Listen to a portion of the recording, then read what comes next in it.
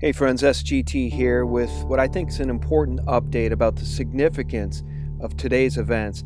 It's September 11th, 2016, and of course, if you were at SGT Report today for any length of time, you know we dedicated the day to remembering what really happened on 9/11. Now today in New York City, Hillary Clinton was at a 9/11 memorial event, and as is being widely reported throughout alt media, Hillary Clinton had a medical emergency event and was hauled away in a black van. Now I think it's significant that this happened on September 11th. Because today, if you watched any of the NFL games, you know that the official story is the only thing the mainstream media will parrot. And the official story has been withering on the vine for 15 years. Today, the 15th anniversary of 9/11, and the truth is out. Anyone with a pulse knows that the official story about 9/11 is nothing but pure fabrication by the New World Order.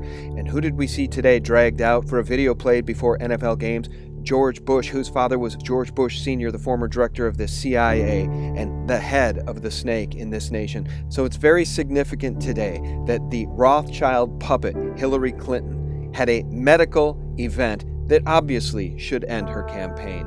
And it reminds me of Ephesians 6:12, which talks about spiritual wickedness in high places.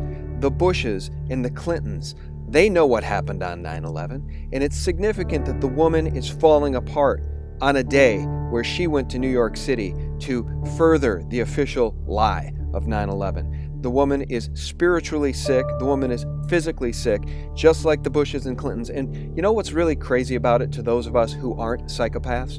Life is short. Why would anybody want to serve these demons in high places, these international banking families like the Rockefellers and the Rothschilds? The whole world is waking up to this epic criminality, to this beast system.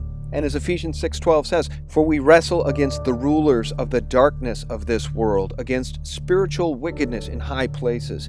Who better exemplifies that spiritual wickedness than Hillary Clinton and her husband Bill Clinton and the Bush family with their ties to the CIA? George Bush Sr.'s father was Prescott Bush, who attempted a fascist coup of the United States government back in the 30s with his Wall Street buddies. There's congressional records. It's on the record. General Smedley Butler blew the whistle on that crime family.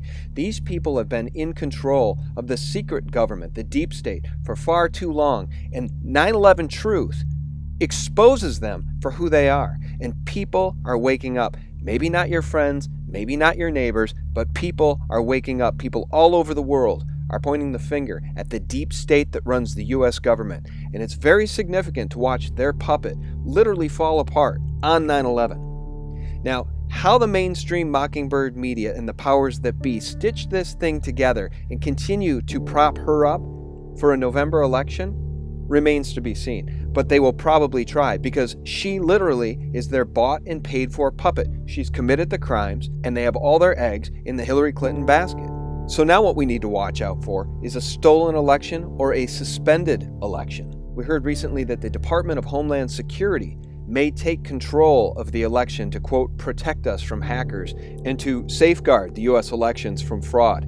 The last thing, of course, any of us want is the deep state being in charge of the U.S. elections.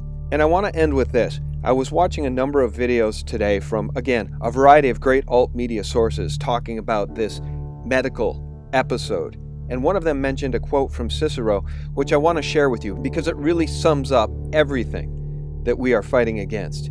And Cicero said, "A nation can survive its fools and even the ambitious, but it cannot survive treason from within. An enemy at the gates is less formidable, for he is known and carries his banner openly. But the traitor moves amongst those within the gate freely, her silly whispers rustling through all the alleys, heard in the very halls of government itself." End quote. I'll continue in a moment, but imagine this woman lying to Congress. "Nothing was marked classified at the time I sent or received it." Even though we know Comey completely contradicts that. 110 emails in 52 email chains have been determined by the owning agency to contain classified information at the time they were sent or received. And even after the FBI announcement saying that she did send classified emails via her private server, she comes out in the recent presidential forum, of course not a debate, a forum with Matt Lauer, and says, Classified material has a header which says top secret, secret, confidential. None of the emails sent or received by me had such a header. She's literally a traitor and a liar to her very core. I'll continue with the Cicero quote. For the traitor appears not a traitor.